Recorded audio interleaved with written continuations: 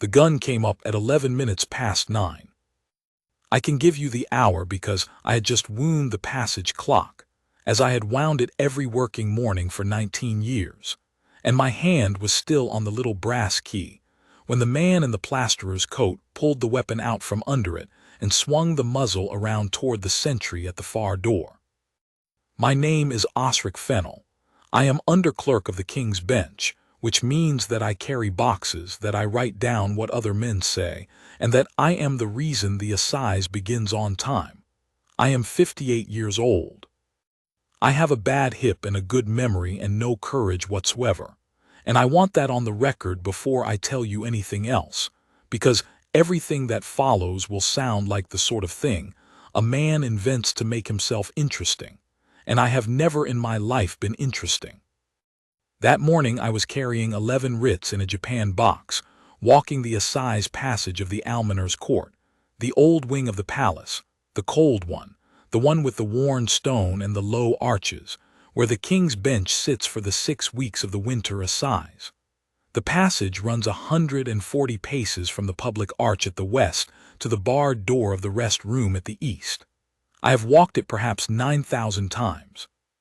It smells of wet wool, cold stone, and the lamp oil they still use there because the old sconces were never converted. At the eastern end, under the last arch, stood a sentry of the royal guard. He was there every Assize morning. Red tunic, brass buttons, tall black bearskin, white gloves, the rifle at his shoulder, the chin strap hard along his jaw. He stood in front of the rest room door, the holding room, where a man who is to be heard by the bench waits with the door barred and a clerk's countersign on the ledger. And he did not move, and he did not speak, and the clerks of the Assize had made a small, dull joke of him for 2 winters, as clerks will. The furniture asterisk, they called him. Mind the furniture, it's been polished. His name, though I did not learn it properly until much later, was Halvard Renn. The man in the plasterer's coat put the gun on him from 9 paces and said, in the flat, rehearsed way of someone who has been told exactly what to say and is frightened of forgetting it, "Down on your face now." And Renn did not go down. He did not go down, and he did not raise his hands, and he did not step back, and he did not look at the gun. I have thought about that morning every day since. I have written a great deal of it into the official record, which is a document of some 90 pages and contains, as such documents do, absolutely nothing that matters. So I am writing the rest of it here plainly, while I still have all of it. And the first thing I have to tell you is the thing I understood least at the time and understand best now, which is this. They had a gun, and they thought that was the whole of it. They thought the gun was the argument and the answer and the end of the conversation. They had never in their lives met a man on whom a gun did not work, and they had no idea what to do with one. There were 3 of them. The one with the weapon was young, 20, perhaps, with a bad shave and a plasterer's coat that did not fit him and hands that were already, in that first second, not steady. I would learn his name was Petch. He had come through the public arch with the 7 o'clock work party, because in the 3rd week of the Assize the almoner's court is full of men in plasterers' coats. The Board of Works was making good the damp on the north wall, and nobody in the palace looks twice at a man with a bucket. The second was older, perhaps 40, lean, with a gray scarf and a face like a closed ledger. He came up the passage behind Petch without hurrying, and he had a weapon too, held down along his thigh, unhurried, the way you carry a tool you have carried before. His name was Gideon Marsh, and he had been until the previous autumn a contractor to the Board of Works, which is to say he had held a pass to this building for 6 years and knew where the bell ropes were. The third was a heavy, quiet man who went straight back to the public arch and put the bar down across it, sealing the passage at the western end. Corvin Slade. He had been a soldier once. That would matter later, more than anything else any of them did. There were also in the passage 7 people who had no business being in a story like this one. A pensioner of the crown named Wardle, waiting on a stipend hearing with his hat in his hands. A woman named Aelith Barrow who had come to petition the bench about a boundary wall. 2 apprentice masons from the works party, boys of 17, who had frozen against the north wall with their hods still on their shoulders, a junior clerk, Petrie, who dropped his ink, me, and the man behind the barred door, whom none of the 7 of us had ever seen, and who was the reason all of this was happening. His name was Ansel Voigt. He was the Crown's witness in the matter of the works contracts, and in 4 days he was going to stand up in front of the king's bench and read out a list of names. That was what the 3 men had come for, not for a purse, not for a jewel, for a man behind a door and for the list in his head. I said asterisk down, Petch said again, and his voice went up at the end of it, which is a thing a voice does when it is not being obeyed and does not know why. Renn looked at him. That was all. It sounds like nothing. I have tried a dozen times to put down on paper what it was, and the closest I have come is this. A man in the passage had raised a weapon and given an order, and the sentry had received both the way the stone lintel above him received the morning cold, as a fact of the world that did not require him to do anything at all. He was not defiant. Defiance has heat in it, and there was no heat in him. He simply stood, with the rifle at his shoulder and his gloves white and his eyes level, and he let the order arrive and lie there on the flagstones between them, unanswered, while the passage clock behind me ticked. Petch's hand shook. I saw it. I was 9 feet from him. The muzzle described a small, appalling circle in the air, and the boy holding it did not know that it was doing so, and I remember thinking, with a clarity that had nothing to do with courage, he is going to kill someone by accident before he kills anyone on purpose. Marsh, Petch said. Marsh, he isn't. I can see what he isn't, Gideon Marsh said. He came up alongside the boy and stopped, and he looked at Renn for a long moment with real curiosity, the way a man looks at a lock that has not opened. Guardsman, he said, do you understand what is being pointed at you? Renn said nothing. He's not allowed to speak, Marsh said, half to Petch, half to the passage at large. He had a pleasant voice. That was the horror of him from first to last. He was pleasant. That's the whole of him. It's in his standing orders. He may not speak. He may not step off his ground. He may not react to provocation. He may not lower his weapon except on the word of an officer. They've made a piece of furniture out of him and set it in front of a door, and it is going to stand there and let us walk past it, because that is what furniture does. He said it to hurt. He said it the way you would say it to a man you wanted to see crack, so that the cracking would make him easier to move. And then Marsh made his first mistake, which was to believe himself. Open the door, he said to Renn. You have the ward key on your belt. Open the door and stand aside, and I give you my word nobody in this passage is harmed. Now, I must stop here and explain the door, because everything that happened in the next hour and 11 minutes turned on it, and because I am a clerk and explaining doors is very nearly the whole of my profession. The rest room of the Assize has 2 locks. The outer is an ordinary lock, and there are perhaps a dozen keys to it in the palace, and Marsh, who had been a contractor of the Board of Works for 6 years, had one of them in his pocket. He had probably had it for months. That was not the problem.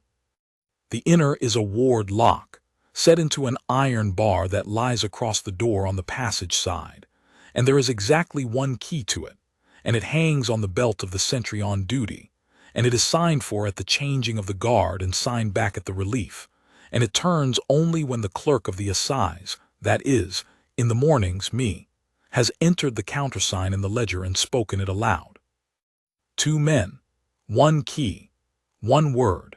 That is the whole security of the rest room, and it has been the whole security of the rest room since the reign of the king's grandfather, and it is, I have always privately thought, a ridiculous and sentimental system, and on that morning it saved every life in the passage, because it meant that Gideon Marsh could not simply shoot the sentry.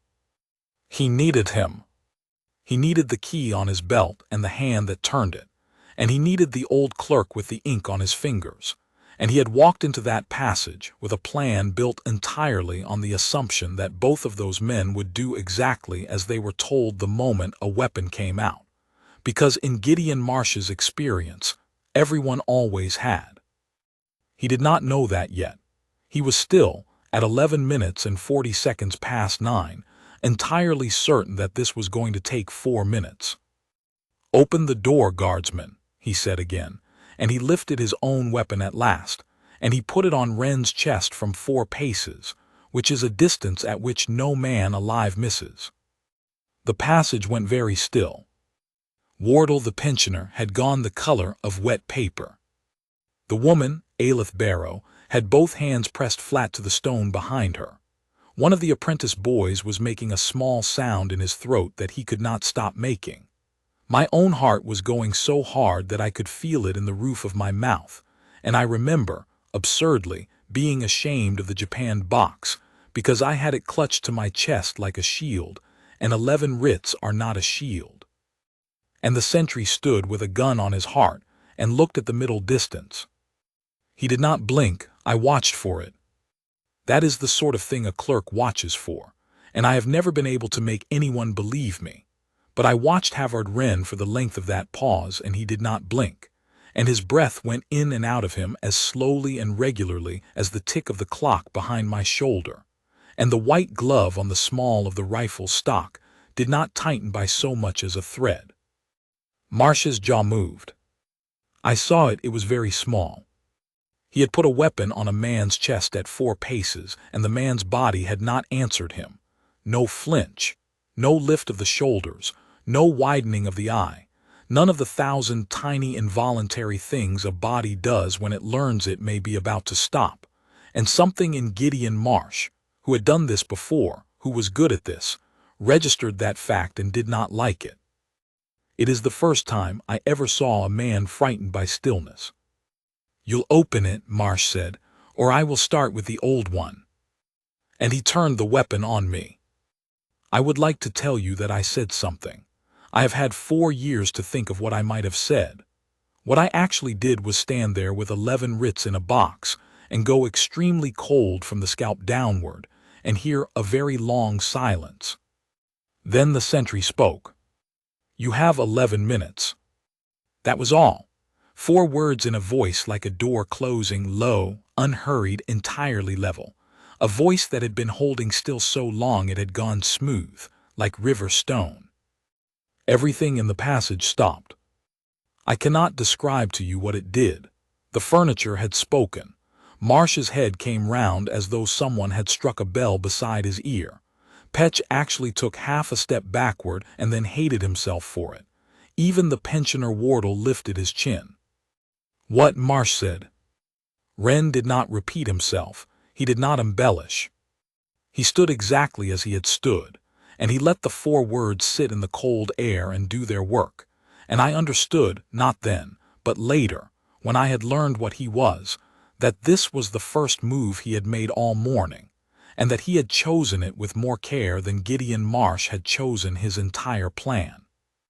Because a man with a gun expects 2 things from the man he is pointing it at: terror or defiance. Terror he can use, defiance he can punish. Both of them are conversations he knows how to have. Halvard Renn had given him neither. He had given him a fact in a voice like a clock, and Gideon Marsh, who was clever, who was the cleverest man in that passage by a good margin, and who was about to lose everything precisely because of it, could not stop himself from doing the one thing that would ruin him. He asked what it meant. 11 minutes to what? He said. And that, though none of us knew it, was the moment the 3 men lost. Not later, not at the door. There.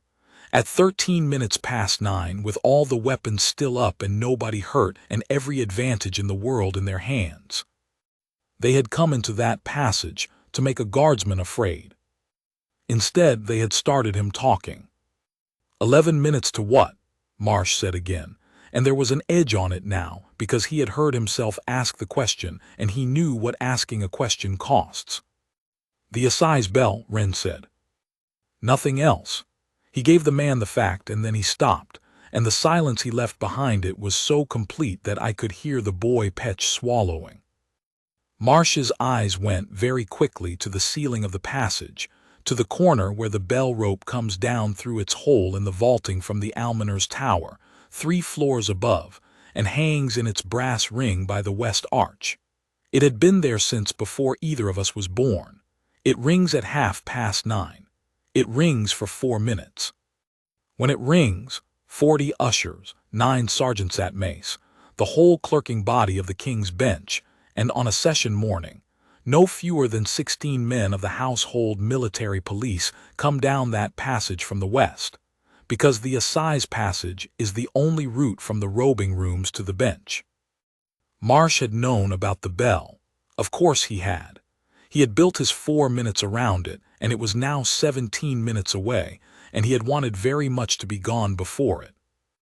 But he did not know about the second thing, and Renn had not told him, and I sat on that knowledge in the cold with my heart hammering, and did not dare look at the eastern end of the passage in case my eyes told them. Marsh made a small motion with 2 fingers. Slade came away from the barred west arch, went to the brass ring, took hold of the bell rope, and cut it through with a knife he had in his boot. The rope came down in a slack gray coil and lay on the flagstones like something dead. 16 minutes, Marsh said, and no bell. He was pleased with himself. I remember that.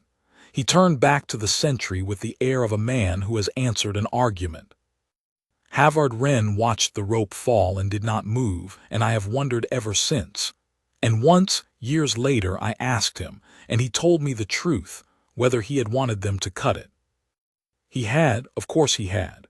A silent bell at 9:30 in the 3rd week of the Assize does not mean nobody comes. It means the surging of the bell goes up the tower to find out why the rope will not answer, and the marshal of the court sends 2 men down the passage to find the surging, and the whole slow, stupid, magnificent machinery of an 800-year-old law court begins, without hurry and without knowing it, to grind toward the almoner's court. A cut rope is louder than a wrung one. It just takes longer to hear. He had given away 4 words and got a cut bell rope for them, and the passage thought he had lost. Now Marsh said, "The key." "No," said Renn.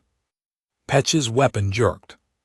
Marsh put a hand on the boy's forearm without looking at him and pressed it down 2 inches, which frightened me more than any shouting could have, because it meant Marsh was thinking, and Marsh thinking was the only real danger in that passage.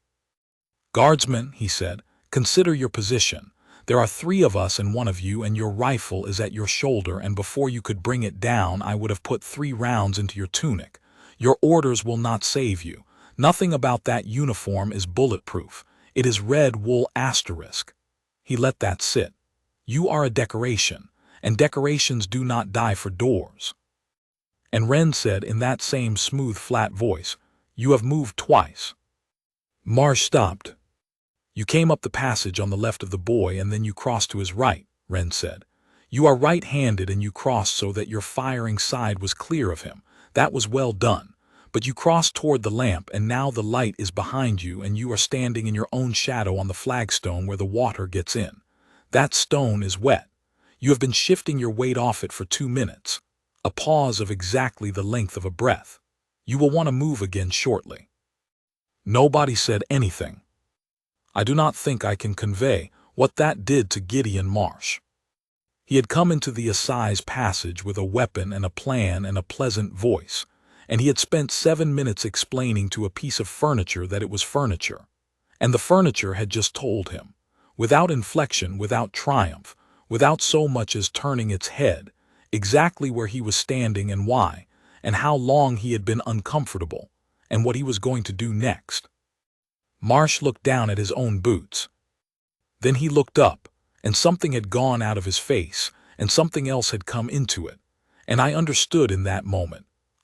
Osric Fennel, who had never understood anything in my life that was not written down, that the man with the gun had just realized he did not know what he was holding it on. "What are you?" he said. Renn did not answer. He never answered that question.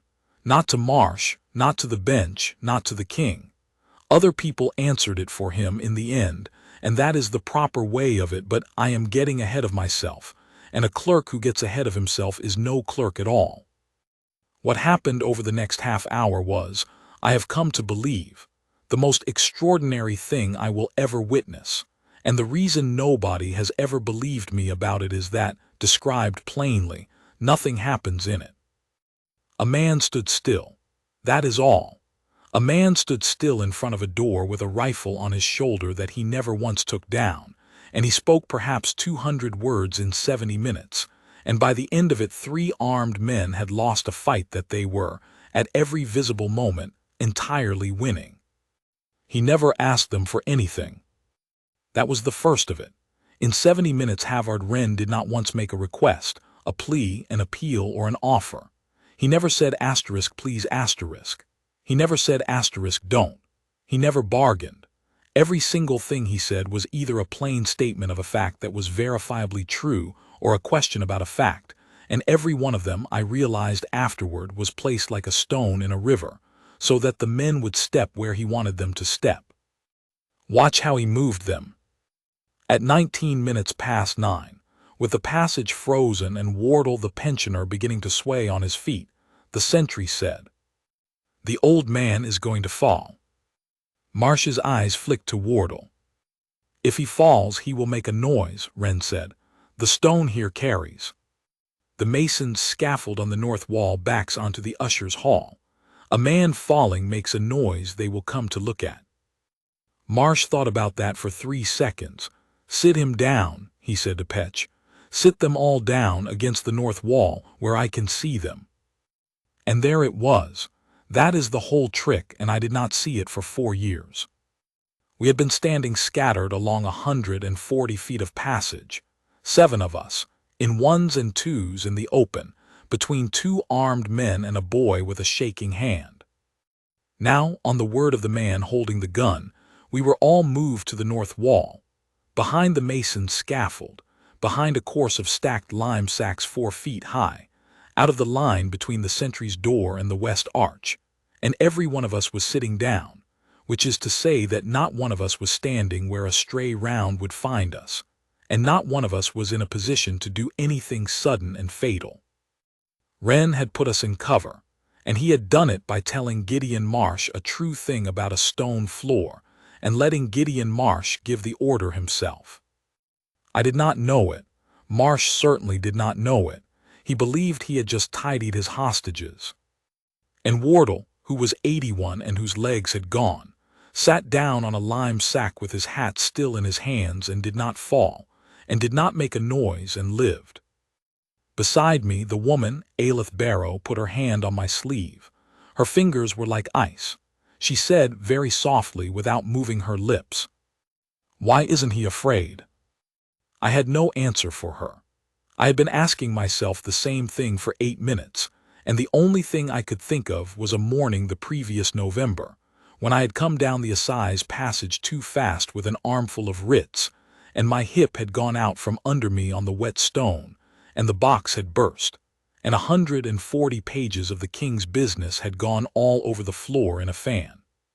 And the sentry at the eastern door had stood there, absolutely motionless, and watched me go down.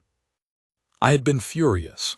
I had knelt there on the cold flags gathering paper with my hips screaming, in front of a man who could have crossed 9 feet and helped me in 3 seconds, and he had not moved, and I had thought, I am ashamed of it now, and I was ashamed of it then, and I said it anyway to Petrie afterward in the clerk's room, the furniture. It really is furniture. There's nothing in it at all. What I did not know on that November morning was that a sentry does not leave his post, not for a fallen clerk, not for a dropped box, not for anything short of the thing his post exists to prevent. It is not coldness. It is the entire and only reason the post is worth having, and a man who will leave it to be kind is a man who can be made to leave it by any well-timed kindness at all. What I also did not know was that when my relief clerk came at noon that day, he found the writs stacked on my desk in order, in *order*, sorted by hearing, which no one but a clerk of the bench would know how to do, and I had assumed Petrie had done it, and Petrie had not. I sat on a lime sack in the Assize passage with a gun 10 feet away and understood, 4 months late, that the sentry had come back at the change of the guard, off duty, out of his own hour, and picked up every page. That is who was standing between us and Gideon Marsh. I did not tell Aleph Barrow any of that.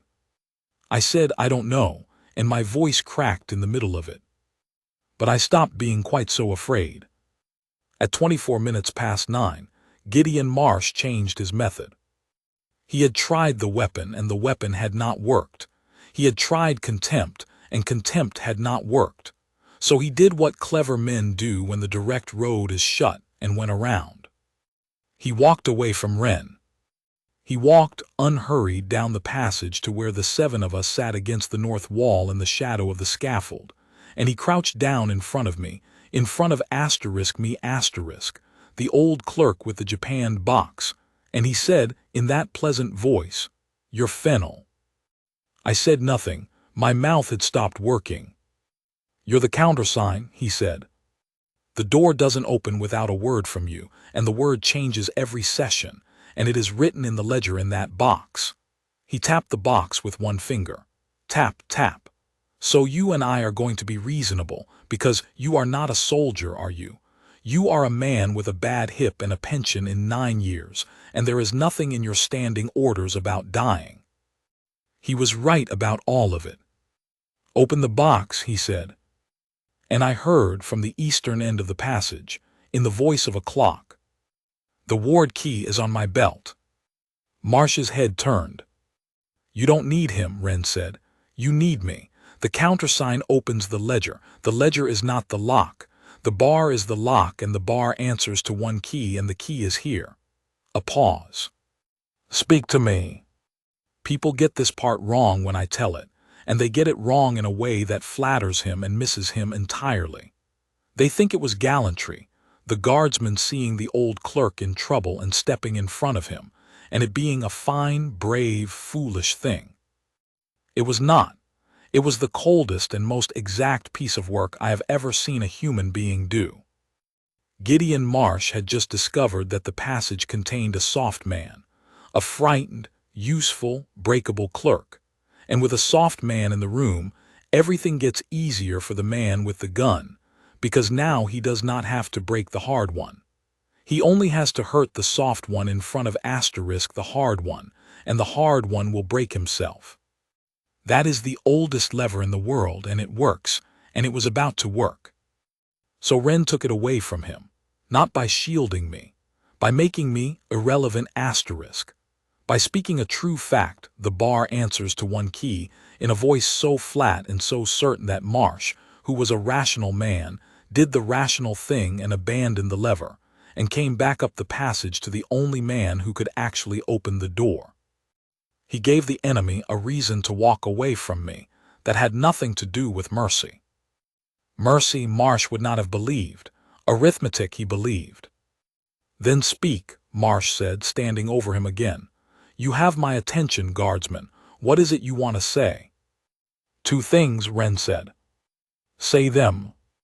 "The first, you have been in this building before. You know the passage. You know the bell. You knew the outer lock."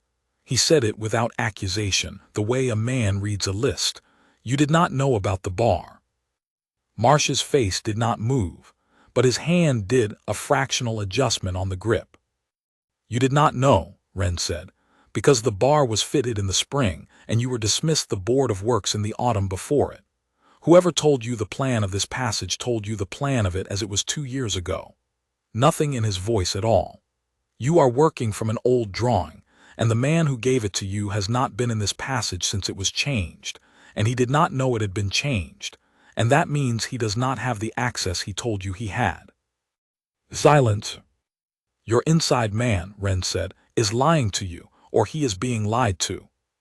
Either way, the door out of this passage that he promised you is not there." I felt the boy Petch look at Marsh. "That is not a figure of speech. I felt it, the way you feel a draft. The whole balance of that passage shifted 8 inches sideways in 1 second, because a boy of 20 with a shaking hand had just been told, by the only man in the building who had no reason to lie to him, that the way out might not exist, and he had turned to the man who had brought him there, and the man who had brought him there had not immediately said that's nonsense. Marsh had hesitated. Half a second, perhaps less, but he had done the arithmetic in his own head and come to a total he did not like, and everyone in that passage saw it happen. And the second thing, Marsh said, and his voice was still pleasant and it had gone thin at the edges, like a coat worn through. The second thing, said Halvard Renn, is that you should decide now, while nothing has happened, what you will do when this ends without the man behind that door, because that is how it will end. You should decide now, while you can still choose, whether you would rather leave this passage under arrest or not leave it at all. Those are the two ends. There is no third. You're very sure? Yes. Sure enough to bet an old clerk's life on. I am not betting anything, Renn said. I am telling you the shape of a thing that has already happened. You cut the bell rope 11 minutes ago. He let that lie there. The surging of the bell will pull it at 9:30 and it will not answer. He will be in the tower by 25 to. He will be in the usher's hall by 22, telling the marshal his rope has been cut, and the marshal will not send a boy to look, because a cut rope in the 3rd week of an assize with a crown witness in the rest room is not a boy's errand. A breath. The household military police will be at the West Arch by 10. Your man Slade has barred it. They will find it barred. That will tell them everything, and after that nothing you or I do will change what happens outside this passage. The passage clock ticked.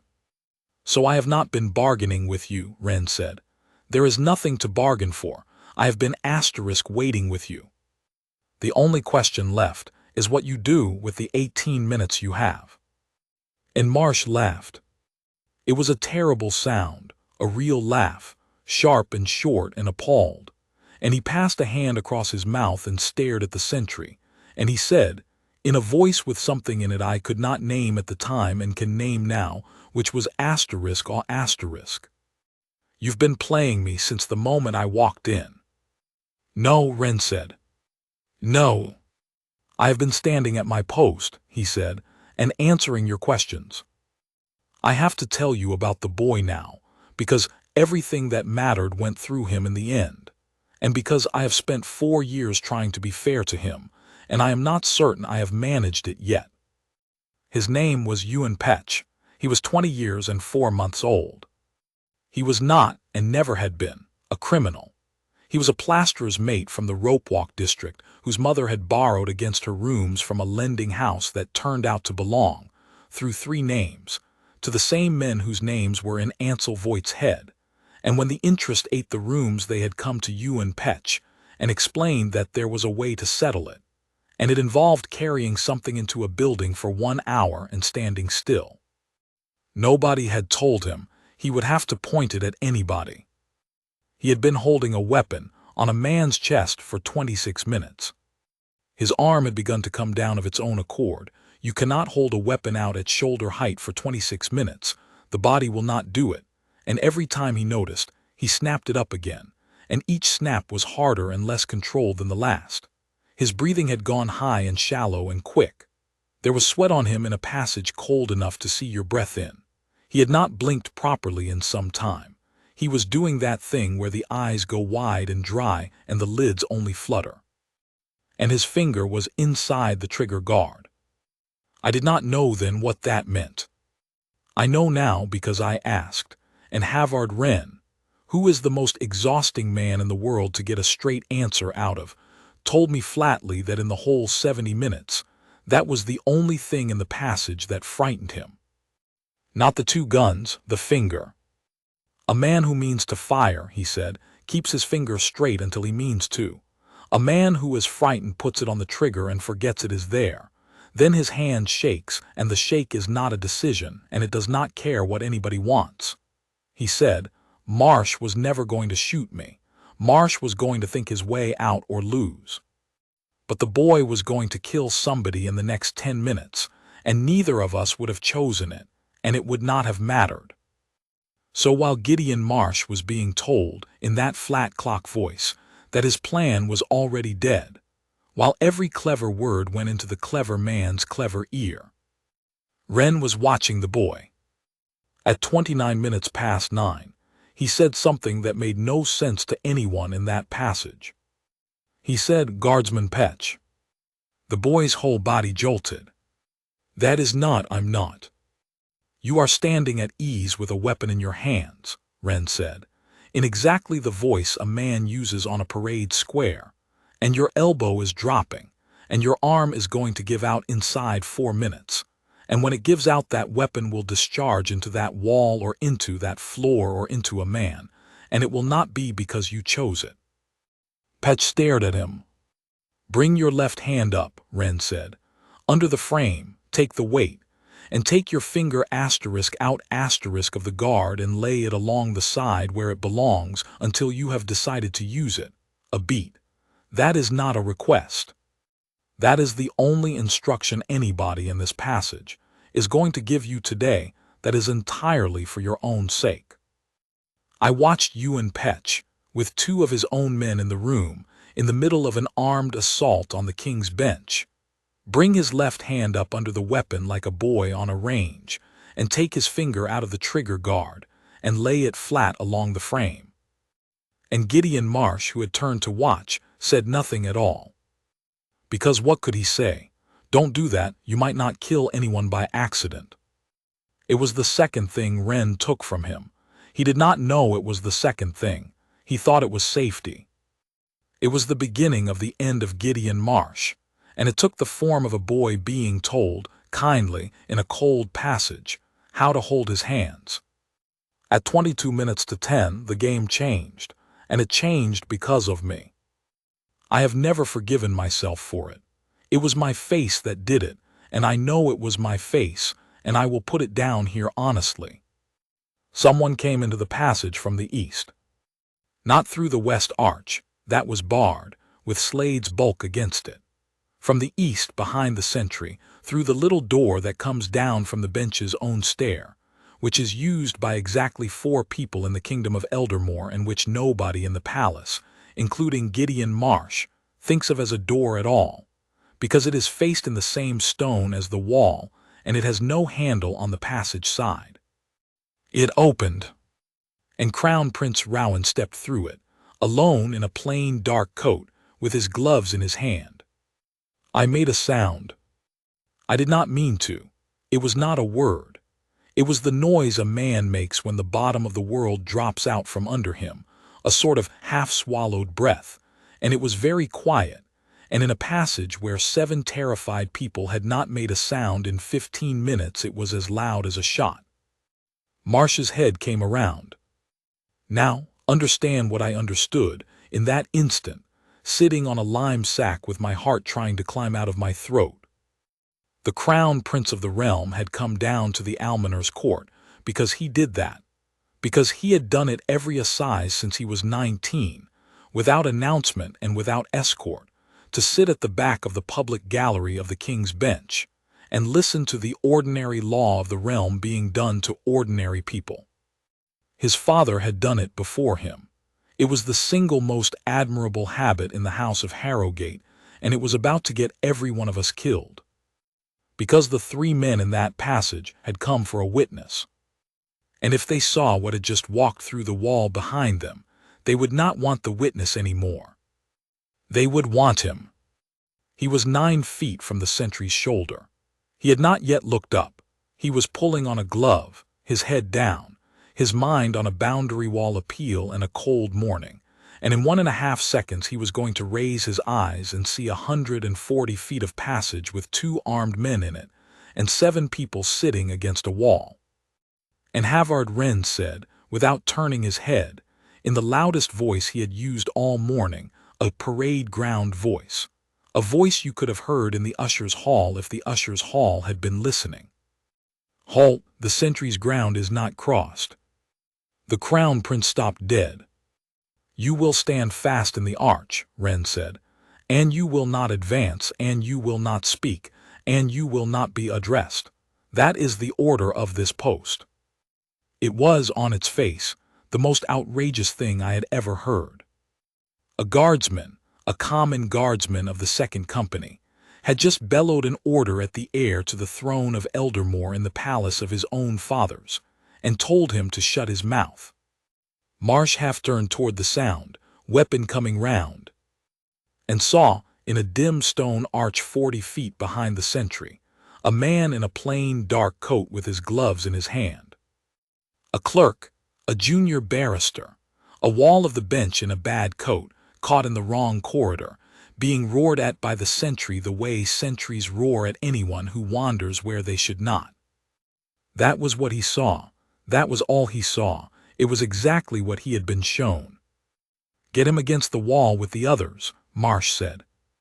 "No," said Renn. And the no asterisk was so absolute, so utterly without room, that even Marsh, with a gun in his hand and a plan in ruins, stopped. "He is not to cross my ground," Renn said, and his voice had come down out of the parade square and back to the clock, level and cold and reasonable. "He is standing in the mouth of the bench's own stair. That stair goes up to the robing room. If he moves down this passage, he moves out of that stair, and the first man who comes down it will find it empty and come on, and he will come on fast, and he will come into this passage at the run behind you with no warning at all." A pause of one breath. "You want him standing there. You want him standing there more than I do. He is the plug in your bottle. Leave him where he is." I sat on my lime sack and I watched Gideon Marsh. A clever man. A very clever man. The sort of man who has never in his life been the second cleverest person in a room and does not know what it feels like. Take that in and turn it over and find it good asterisk. "Stand fast," he called down the passage to the Crown Prince of Eldermore. "Move," and I put a round into the old man. "Do you understand me?" And Rowan of Harrogate, 28 years old, heir to the crown, a man who had never in his life been given an order by anyone but his father, stood absolutely still in a cold stone arch, with his gloves in his hand, and said, "Yes." Nothing else, not a word, not for 51 minutes. He told me afterward, much later, in a room with a fire, when the whole thing was over and being written up, and I was very tired and not entirely in control of myself, that it was the hardest thing he had ever done, and that he had done it because the man in the red tunic had said "stand fast" in a voice that had not left the smallest crack for an alternative. "He was not asking me," Rowan said. "He was not even asking me as a prince. He was informing me of a fact about a passage. And then he said the thing that I have thought about more than anything else anyone said to me that year. 'Do you know, Fennel, I have been obeyed all my life.' I don't believe I had ever been commanded before. I must set down what those next 20 minutes were like, or none of the rest of it will land, and it is the part I find hardest to write, because nothing happened in it and it very nearly broke every one of us. We sat against the north wall. The passage was cold enough that our breath hung.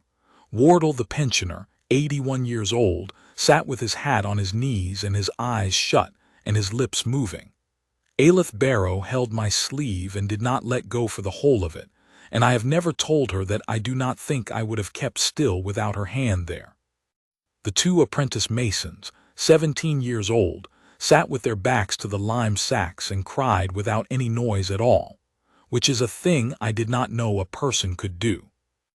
Petrie, the junior clerk, was on the floor with his hands in a puddle of his own spilled ink, and he had gone somewhere else in his head entirely. Gideon Marsh stood at the door with his weapon on the sentry.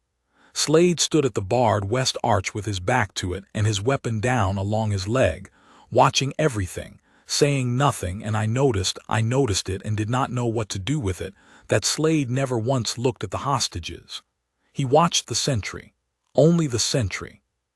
He had not taken his eyes off Halvard Renn since the 9th minute, and there was something in the way he watched him that was not the way a man watches a target.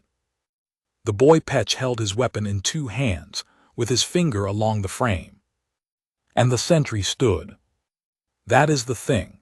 That is what I need you to feel, and I do not know how to make you feel it with words on a page, because it consists entirely of the absence of things. He stood 70 minutes and he moved his feet not once. He did not shift his weight. He did not roll his shoulders. He did not clear his throat or lick his lips or look at the clock or look at us or look at the barred arch or look at the man who wanted him dead. He held a rifle at the shoulder in a cold stone passage with two weapons trained on his chest, and the only parts of him that moved in 70 minutes were his mouth, when he chose to use it, and his eyes, which went. I watched them. I did nothing else for an hour but watch them in a slow, unhurried, endlessly repeating circuit. The boy's hands, Marsh's feet, the west arch, the boy's hands, Marsh's feet, the west arch. Round and round, like a man reading the same 3 lines of a page over and over, waiting for one of them to change. And I understood, sitting there in the cold, that I was not watching a man endure something. I was watching a man work. He was not gritting his teeth and getting through it. He was not being brave in the way I had always understood bravery, which is a hot thing, a rush, a leap. There was no rush in him, and there never had been. He was doing a job he plainly knew how to do, in conditions he had plainly been in before, and he had made a decision about how this ended sometime in the first 11 minutes, and had been quietly, patiently, invisibly assembling it ever since, one true sentence at a time.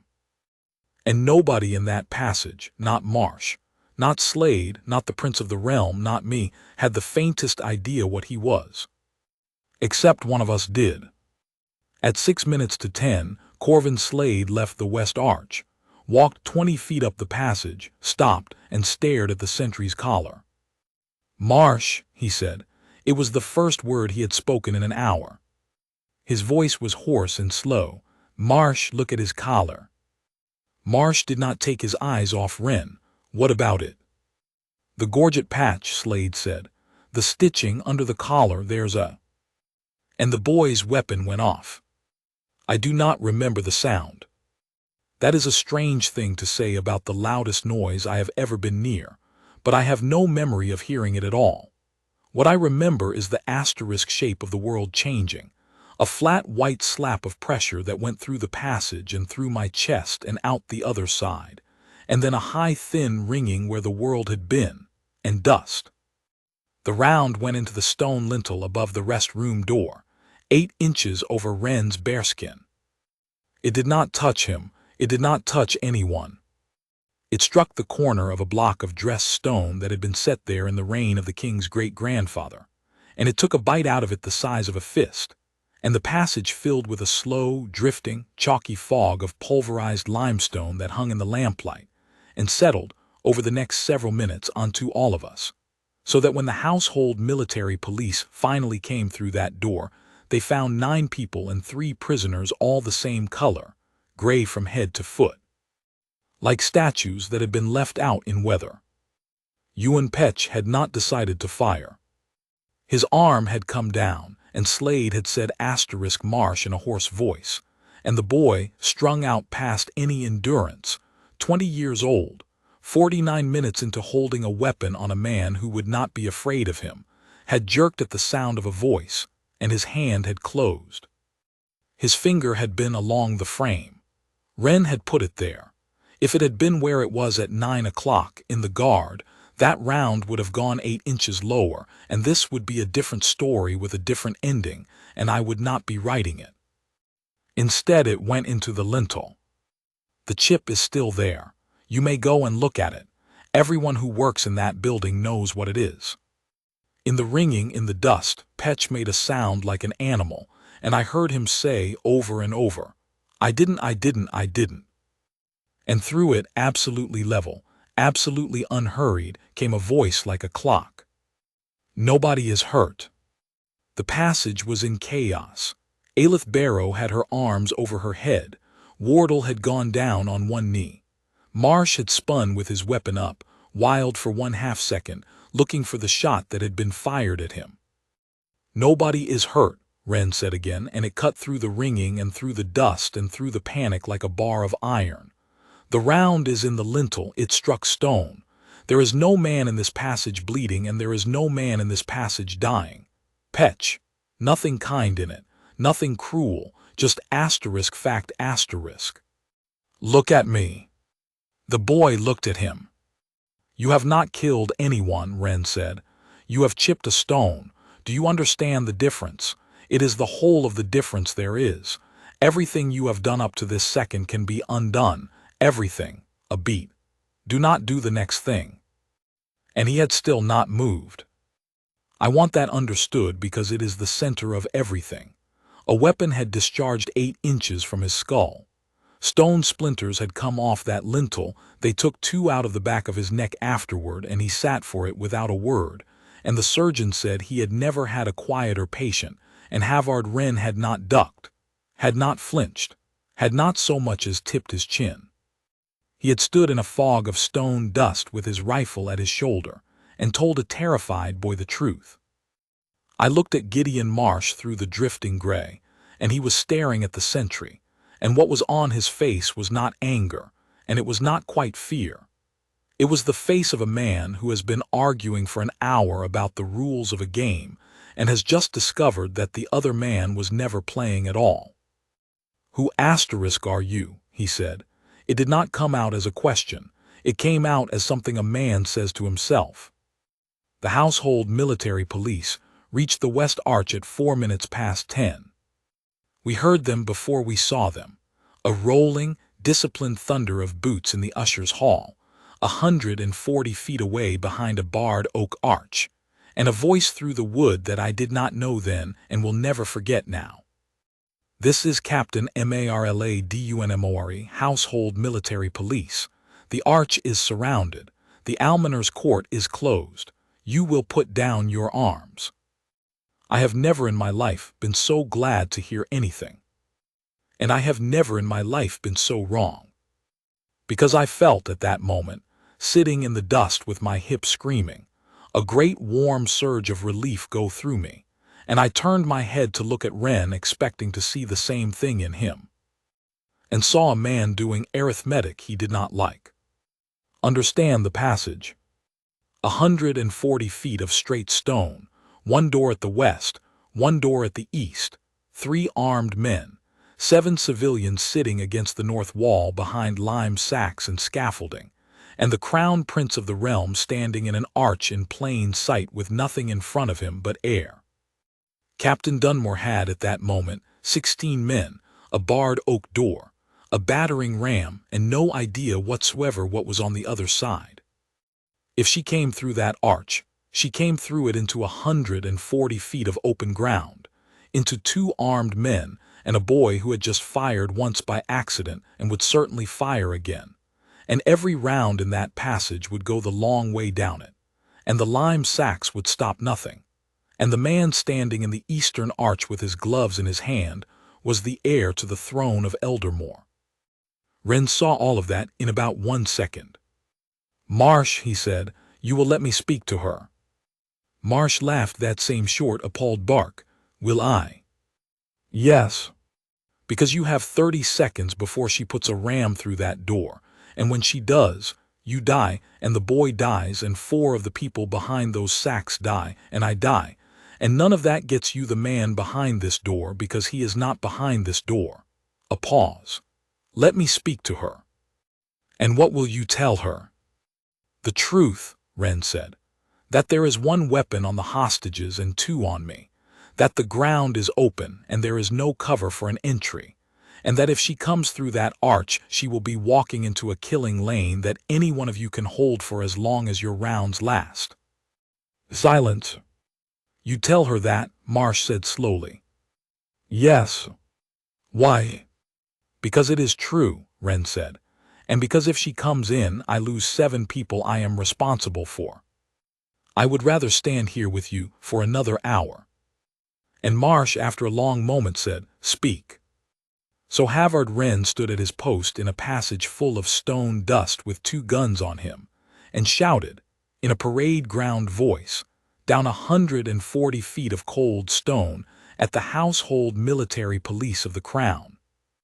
Captain Dunmore, Sentry, east door, second company. Hold your entry, hold it. The passage is open ground and you will lose people. Stand off the arch. Stand off the arch and wait. The boots outside stopped. And I want you to know what that sounded like to 7 people, sitting in the dust, who had been waiting an hour to be rescued. It sounded like the end. Aelith Barrow's hand came off my sleeve. I heard one of the Mason boys say, quite clearly, "He's giving up." Petrie began to weep openly. And God forgive me, and I have asked him to, and I have asked Renn to, and one of them at least has told me to stop being ridiculous. I sat there in the ruin of my own hope and thought, with perfect bitterness. He's afraid after all. He's been afraid the whole time, and he's just told the rescue to go away. Even the crown prince standing in his arch moved for the first time in half an hour. One step forward, involuntary, appalled, and then stopped himself, and stood fast because a guardsman had told him to. And Gideon Marsh smiled. It was the first time all morning he had looked like a man who was winning, and it was because he thought he finally understood what the sentry was. "You're a asterisk negotiator asterisk," he said with enormous satisfaction. "That's all, that's the trick. You've been talking me down for an hour. Well, now you've turned your own people away from the door, guardsman, and you have no cavalry, and you have nothing left but talk." He raised his weapon and pressed the muzzle, at last, against the red wool of Renn's tunic over the heart and leaned in and said, softly, pleasantly, "So talk me into giving up. Go on, I'm listening." And Renn said, "I wasn't talking to you." Here is what nobody in that passage knew, except the man standing at the east door with a gun against his chest. A sentry of the Royal Guard is relieved on the quarter hour.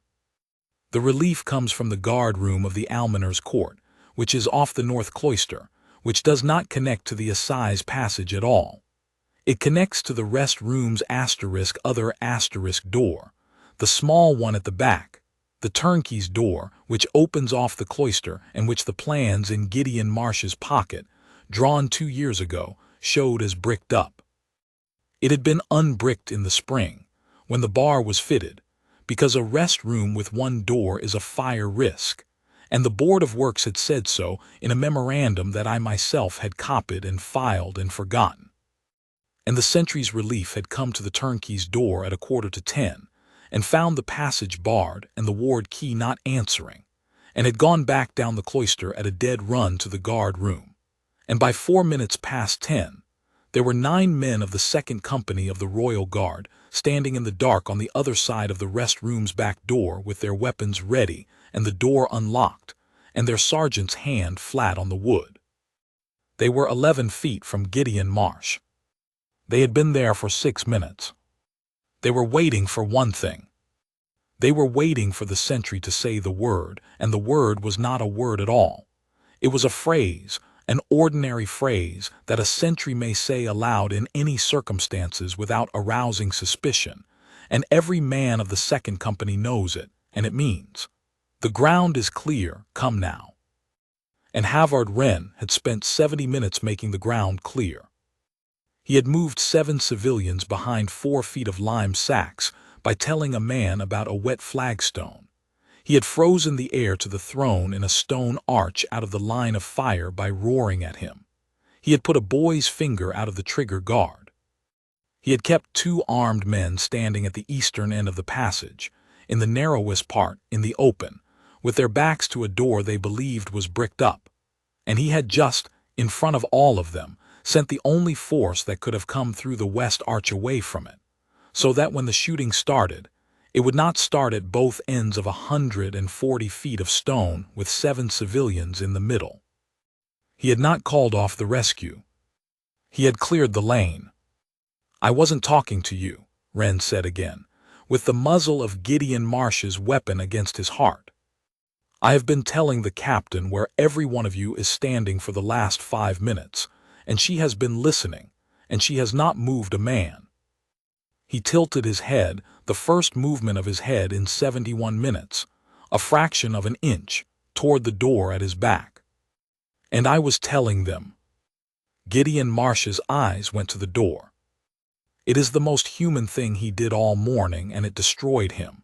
A man tells you there is something behind you. You look. You cannot help it. Every creature that has ever lived has looked. But he did not take the weapon off Renn's chest, because he was not a fool, and he said, through his teeth, "There is nothing behind that door but a man in a chair." "No," said Renn. And then at last, at 8 minutes past 10, 73 minutes after the gun came up, Halvard Renn moved.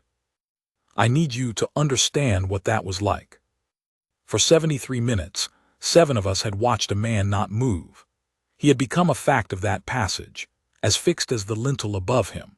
And now, with a muzzle against his breastbone, he took the rifle off his shoulder slowly, with both hands, in a movement so unhurried and so deliberate that not one of the 3 men in that passage even raised a weapon at it, and he set it down against the wall. He set his rifle down. Then he took the ward key off his belt and held it up, and stepped forward into the muzzle, so that the barrel of Gideon Marsh's weapon bent his tunic and pressed against his ribs, and he put the key into Marsh's free hand and closed the man's fingers around it. "Open it," he said. And Marsh, who had been in that passage for an hour and a quarter, and had lost every exchange, and had a plan and a key and a witness and 3 armed men, and had nothing, and knew he had nothing, and had one thing left in the world that he could still do to prove that he was who he thought he was, stepped back and reached behind himself, and unbarred the door of the rest room of the King's Bench, and swung it open and looked into it. The room was empty. There was a chair, there was a table. There was a jug of water and a cup, and a folded blanket on the bench, and a shuttered window with a broken latch, and a great deal of cold gray light. There was no Ansel Voigt. 2 days ago, Renn said, in that voice like a clock, I reported the window latch of this room broken to the marshal of the court. It is a ground-floor room. A ground-floor room with a broken latch is not a room you keep a crown witness in. A pause. He was moved at first light.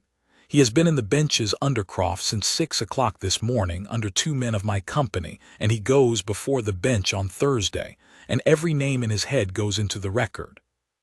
Marsh stood in the doorway of an empty room. There has been nothing behind this door since 6 o'clock, Renn said. You have held a gun on me for an hour and a quarter, and threatened 7 people, and put a round into the king's stonework, over an empty chair. I have thought a great deal about what that did to him. Gideon Marsh had spent, by his own later admission to the bench, 4 months planning that hour. He had bought a boy's mother's debt. He had stolen an old drawing.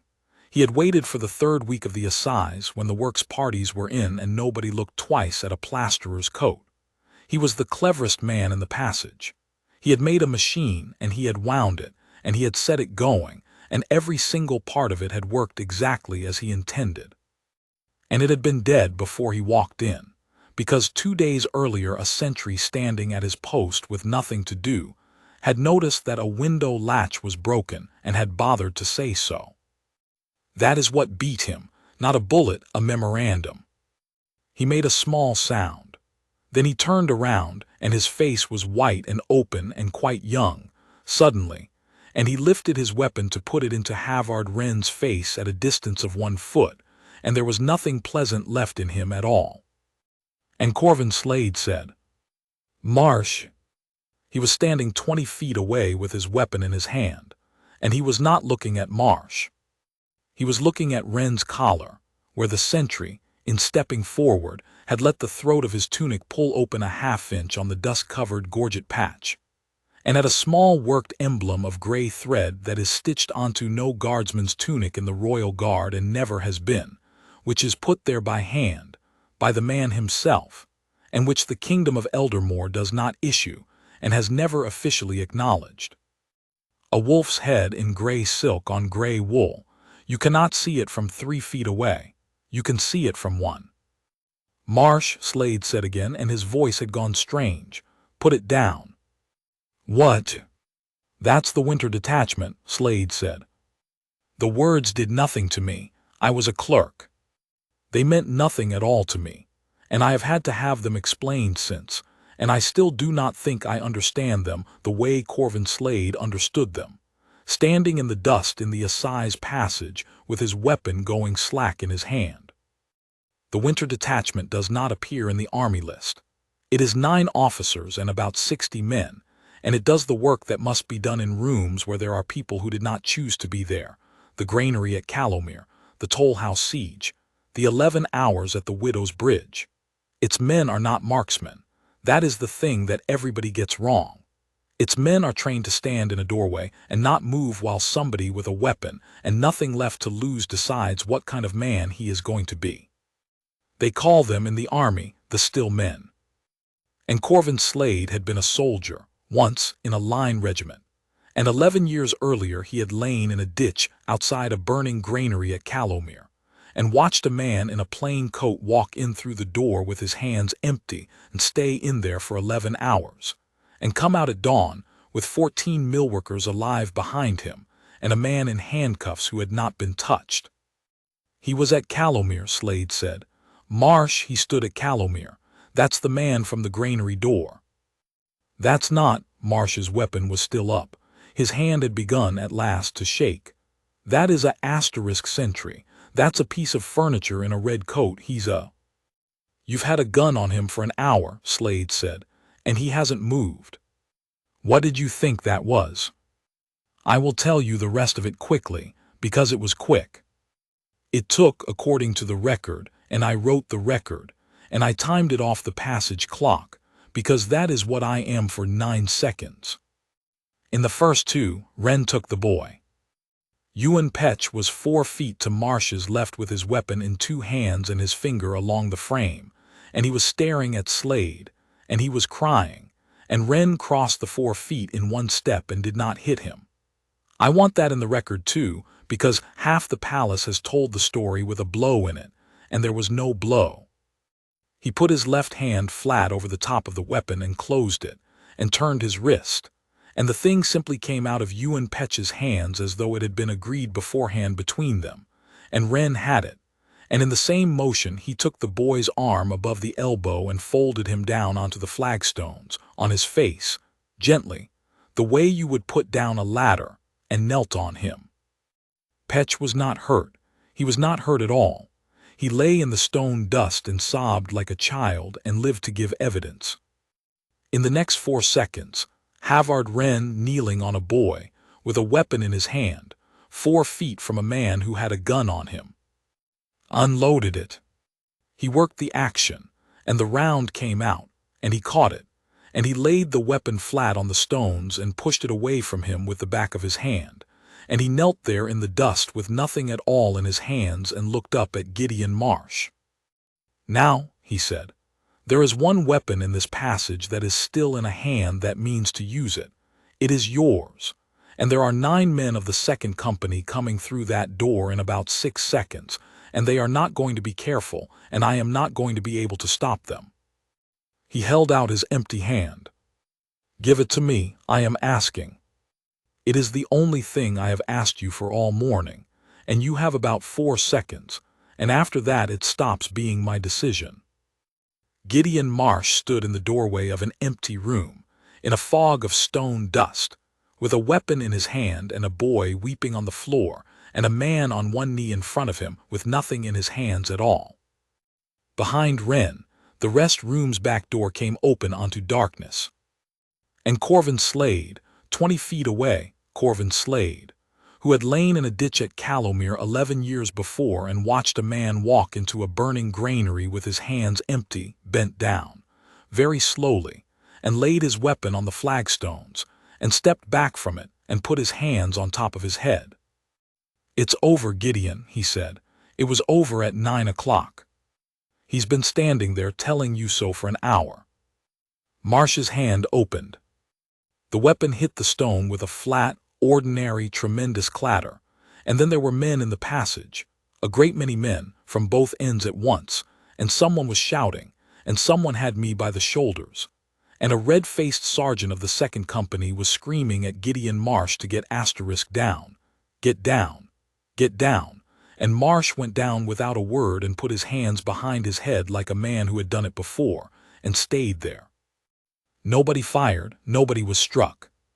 Not one man in that passage, not Slade, not Petch, not Marsh, not the sentry, not the 7 of us behind the lime sacks, not the heir to the throne of Eldermore standing in a stone arch with his gloves still in his hand, was so much as bruised. 73 minutes, 3 weapons, 1 round discharged into a lintel. That is the whole butcher's bill of the Assize passage. I have read it out at 3 separate hearings, and every time somebody has asked me, in a tone of some suspicion, whether that can really be all. Yes, that is all. That is what he did. And then he picked up his bearskin. I had not even seen it come off. It must have gone when he knelt on the boy, and it was lying in the stone dust by the door. And Halvard Renn stood up in the middle of that roaring passage, with 16 of the household military police and 9 of his own company shouting all around him. And he bent down and picked up his bearskin and knocked the lime dust out of it against his thigh twice, and put it back on his head and did up the chin strap. Then he took his rifle off the wall where he had set it down and put it back on his shoulder. Then he turned around and stood in front of the open door of an empty rest room, facing up the passage, with his eyes level and his gloves gray with stone dust, and 2 splinters of the king's lintel in the back of his neck. And he finished his watch. Captain Dunmore tried to have him moved. She was a good officer, and she was very nearly shouting, and she wanted him seen by a surgeon, and she wanted him sat down, and she told him so twice. He said, "I am relieved at the quarter hour, ma'am." It was 11 minutes past 10. So Marla Dunmore, captain of the household military police, looked at him for a long moment with the whole ruin of that morning around her, and then she stepped back, and she stood beside him. She posted herself beside him, in front of an empty room that no longer needed guarding at all. And the 2 of them stood there in the dust while the passage was cleared, and the prisoners were taken out, and the surgeon came for Wardle, and Aleph Barrow was helped away, and Petrie was carried out with his hands still black with ink. At 10:15 precisely, the relief came down the north cloister, and a corporal of the 2nd Company halted in front of him and took the ward key, and signed for it, and guardsman Halvard Renn saluted, and turned and marched off his post, and went to have the stone taken out of his neck. I sat on my lime sack and watched him go, and I cried like an old fool, and I did not care who saw it. The rest is on the public record, and I helped to write most of it, so I can be brief. Princess Adela chaired the board of inquiry.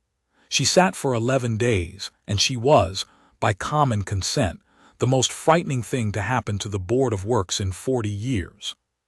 She wanted to know one thing above all others, and she came back to it 3 times, and the 3rd time she leaned forward and asked it very quietly, and the whole room went cold. "Guardsmen, you turned the household military police away from that arch. If you had been wrong, if there had been no relief at the turnkey's door, if the sergeant had not come, if the door had still been bricked, you would have handed 9 people to 3 armed men and closed the door behind them. On what did you rely?" And Renn, who stood in front of that board for 2 hours and gave, in total, perhaps 400 words, said, "On the relief coming at the quarter hour, Your Royal Highness, it has come at the quarter hour for 211 years. Adela looked at him for a while. "Yes," she said, "I suppose it has." And she found his judgment sound in 11 words and closed the inquiry, and then she turned the whole apparatus of it, without pausing for breath, onto the Board of Works, and inside a month she had Corbin Ellery, deputy surveyor of the works, in front of the King's Bench for the sale of a building plan and a duplicate key to men he knew were coming for a witness. He got 14 years. The 3 names he gave up in exchange got more. Ansel Voigt stood up on the Thursday, as advertised, and read out his list, and the lending house on the rope walk that had bought a plasterer's mate's mother's rooms was wound up by the court before the spring, and her rooms went back to her, And I do not think Ewan Petch has ever fully understood that the witness he was sent to help carry off is the reason his mother still has a roof. Petch went to prison. He should have. He carried a weapon into the king's bench and discharged it. But Princess Adela wrote to the court, and the court heard the sentry's evidence. Renn gave it in 5 sentences, and the last was, "He put his finger out of the guard when I told him to, and that is the only reason there is anyone left alive out of that passage to prosecute him. And the boy got 4 years instead of 20. He came out. He is a plasterer in the Ropewalk district, and he is, by all accounts, extremely good at it. And once a year, on a date I will not write down, he goes and stands for a while in the Assize passage under a chipped lintel, and nobody has ever had the heart to move him on. Corvin Slade got 9 years and gave evidence against Marsh. Gideon Marsh got the rest of his life, and never once in any hearing, in any statement, in any of it, offered the smallest word of explanation. He was asked at the end whether he had anything to say. He said one thing. He said, "I thought a gun was enough." King Alaric came down to the almoner's court in the last week of the Assize. He came alone, which the king does not do, and he stood for some time under the lintel with the bite out of it, and he looked at it, and then he sent for the sentry of the east door. I was there. I was standing at the back with my hands full of paper, because that is where I am always standing. And I heard the king of Eldermore offer Halvard Renn a commission in any regiment of the line he cared to name, and a captaincy, and a salary that would have bought my house 4 times over. And I heard Renn say, "I would rather keep my post, your majesty." The king asked him why. And Renn was quiet for a moment, and then he said, "And this is the only time in 4 years I have heard that man say anything at all about himself. I stood in doorways for 8 years, sir. In the end I asked to be sent somewhere nothing ever happened." He looked at the chipped stone. "It seemed to me I had used up all my luck, and that a man who has used up his luck should stand somewhere quiet and let younger men have theirs." He said, "I did not come to the guard to be still, sir. I came to be finished." And then, because he was who he was, he stopped, and stood at attention and said nothing more. King Alaric did not answer him for a long time. When he did, he said only, "It appears you were not finished." "No, sir." "No." The king put his hand flat on the wall beside the chipped lintel, the way you would touch the shoulder of a friend, and he said, "Leave it. Do not make it good. Let it stay chipped and let them ask." And so it is, and so they do. Renn kept his post.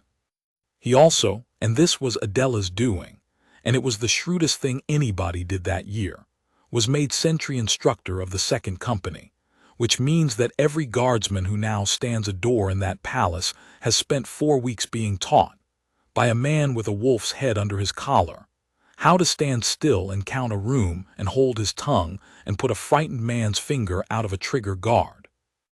They are none of them furniture. I should like that understood. I said it once in a clerk's room in ignorance, and I have spent 4 years trying to say the opposite loudly enough to cancel it. Crown Prince Rowan stood up in the bench on the last day of the Assize and told the court, from the well of the room, in front of the whole palace, that he had stood in an arch for 51 minutes and done nothing, because a guardsman of the 2nd Company had ordered him to stand fast, and that he had obeyed, and that he would obey again, and that any man who thought the less of him for it might come and say so. Nobody did. I wound the passage clock this morning. I do it every working day. It takes 11 turns of a small brass key, and I have got so I do not think about it. And then some mornings I look up at the lintel and the little brass plate with its date on it and nothing else, and I think about a man in a red tunic standing 8 inches under a hole in a stone. They came in with a gun. That is what people never quite take in when I tell it. They had everything. They had surprise and numbers and a weapon at 4 paces and an old clerk to break and a boy's whole life in their pocket, and they walked into that passage entirely certain of one thing. that a man in a red coat with a gun in his face would either run or beg. They had never met anybody it did not work on. That was their whole education. Every door they had ever wanted opened when they showed it the gun, and so they had come to believe that the gun was the argument, and that a man standing in front of a door was only a kind of lock, and that they knew what he was.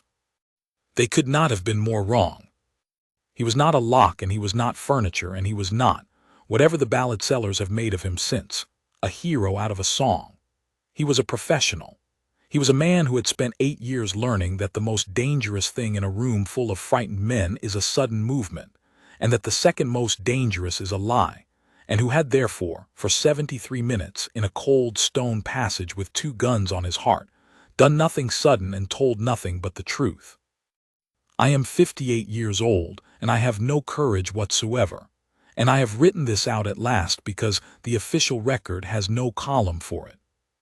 There is no line on a bench return, for he did not move. There is no clerk's hand that can enter, and therefore nobody died. So I have put it here. 11 writs, a japanned box, a bad hip, a cut bell rope, a chipped lintel, and a man who stood at his post. That is the whole of the account, and it balances.